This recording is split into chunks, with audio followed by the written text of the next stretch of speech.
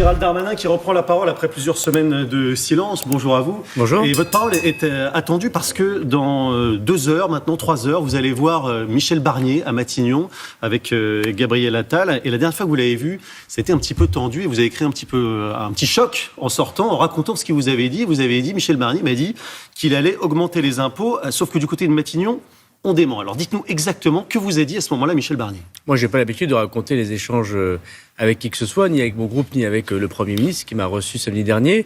Mais ce qui est sûr, c'est que nous, pour rentrer au gouvernement, c'est ce qu'a dit Gabriel Attal et c'est ce que nous disons dans l'ex-majorité, dans le groupe qui soutient le président de la République, nous avons un certain nombre de demandes. Mais alors attendez, est-ce que ça veut dire que vous démentez des propos rapportés qui vous ont été mis dans votre bouche sur la hausse des impôts?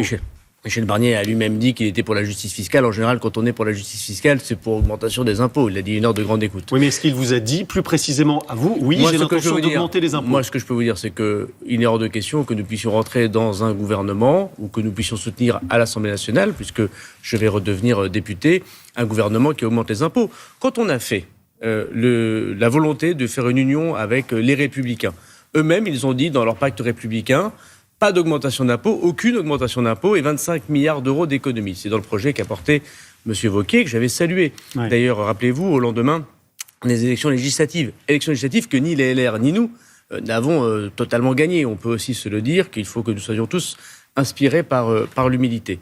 Et donc, je pense que dans ce que nous devons faire, et c'est ce qu'a dit Gabriel Attal, et moi je le soutiens parfaitement dans la réunion de groupe que nous avons eue hier, c'est que nous ne pouvons pas rentrer dans un gouvernement sans savoir ce qu'il va faire.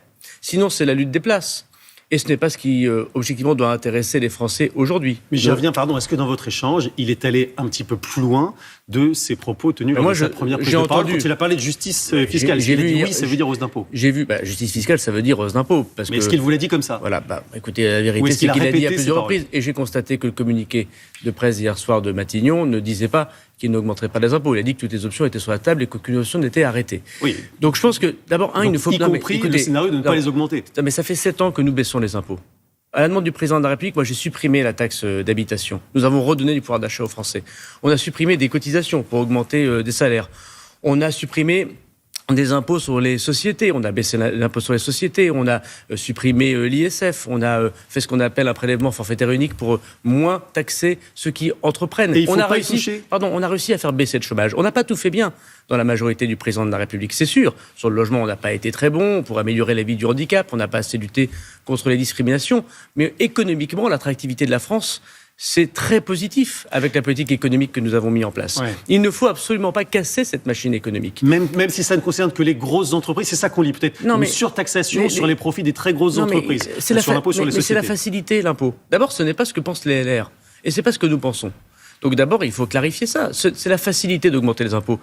Les LR ont toujours dit qu'ils pouvaient faire des économies. 25 milliards d'euros, c'est ce qu'avait dit le pacte de LR. Voilà 3-4 semaines qu'il a été écrit. Nous pensons qu'il faut faire également des économies. Bruno Le Maire l'a dit, et l'a très bien dit. On a eu la chance d'avoir Bruno Le Maire au ministère de l'économie et des Finances. Le gouverneur de la Banque de France, François Villeroy de Galhau, qui n'est pas un gauchiste, il est ce matin dans le Parisien, et il dit il faut lever ce tabou de la hausse des impôts. Avec tout le respect que je dois au gouverneur de la Banque de France, je suis allé devant mes électeurs. Ouais. J'ai été élu par mes électeurs.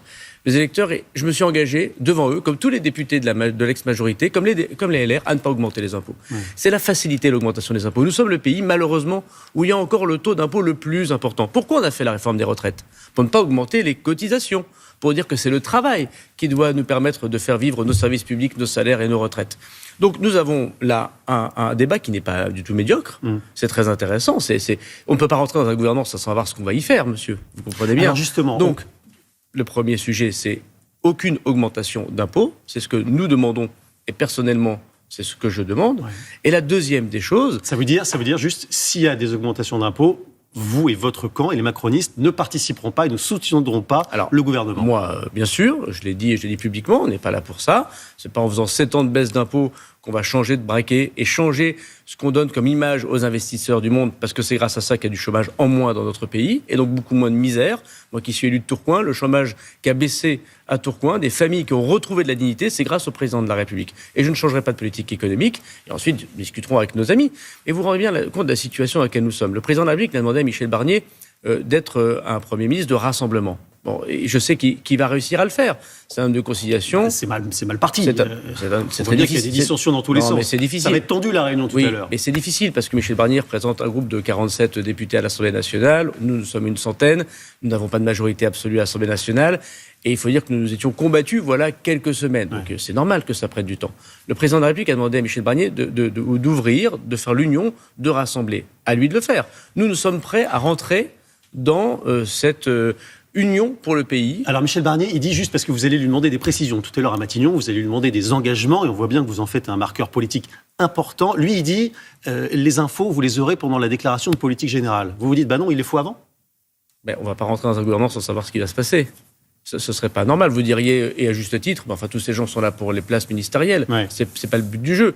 Le but du jeu, c'est d'être conforme, me semble-t-il, à une union qui nous permet d'être assez fort, alors que l'Assemblée sera déjà très hostile pour faire des choses concrètes aux Français. Qu'est-ce qu'on va faire sur la politique du logement ? Qu'est-ce qu'on fait en politique économique ? Sur une politique sociale ? Aujourd'hui, votre reportage sur le SMIC à l'instant est très intéressant. Aujourd'hui, le travail ne paye pas assez. Ouais. C'est incontestable que le travail paye de moins en moins et que les gens se disent je travaille et finalement, je ne m'en sors plus. Les femmes seules qui ont des enfants qui nous écoutent le savent mieux que personne. Et ces gens sont poussés à voter à l'extrême droite ou à l'extrême gauche ou à ne pas les voter parce que alors qu'ils travaillent, alors qu'ils ont un emploi, ils n'arrivent pas à s'en sortir.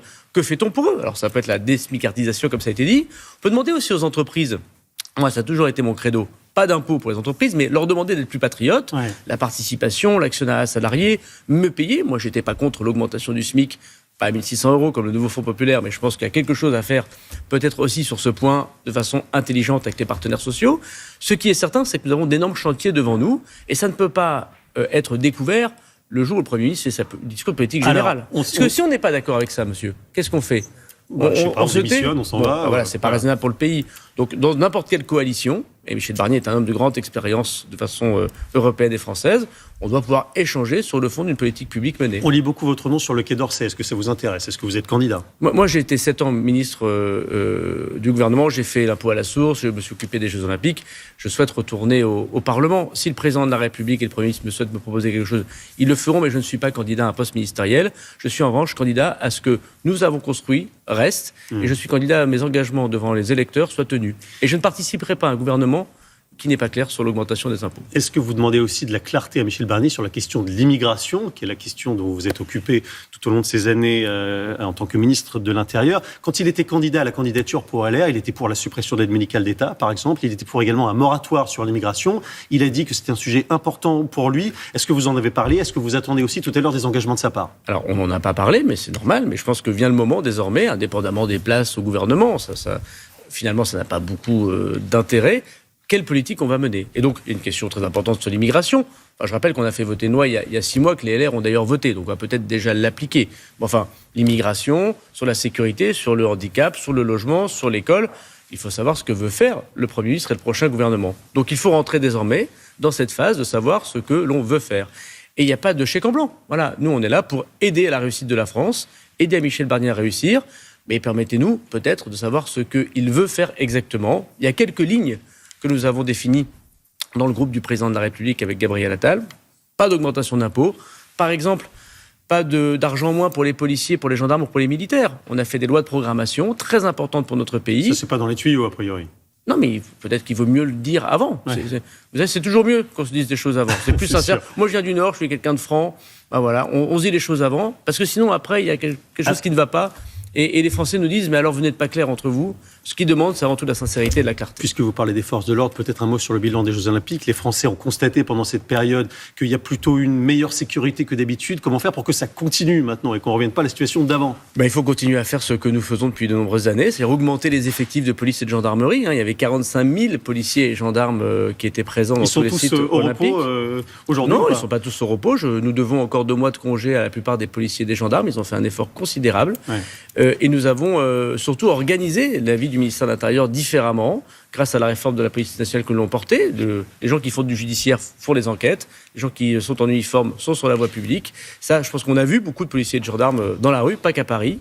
Et il faut continuer, pour ça il faut plus de moyens pour les policiers et les gendarmes. Un mot sur Édouard Philippe, on connaît votre proximité avec le maire du Havre, vous le soutenez depuis longtemps, il s'est déclaré pour 2027, est-ce que vous le soutenez, est-ce que c'est votre candidat ? Je pense que ce n'est pas le temps de la campagne présidentielle, puisque nous sommes à 2 ans et demi de cette campagne présidentielle. On doit réussir. Trop tôt ? on doit réussir. Attendez, moi, je suis pour l'instant au gouvernement et dans l'action pour les Français. Édouard Philippe, il n'est pas au gouvernement, il fait ce qu'il souhaite. Et tout le monde sait que par ailleurs, Édouard Philippe est un grand homme d'État. Et il rendra des grands services à la France. Viendra le moment où la campagne présidentielle commencera et chacun se positionnera. En tout cas, ce qui est sûr, c'est qu'Édouard Philippe est un grand avenir pour notre pays. Merci beaucoup, Gérald Darmanin. On va suivre évidemment votre rendez-vous tout à l'heure à 10h30. Il n'est pas tout à fait confirmé pour moi, mais d'accord. On verra si ça se confirme.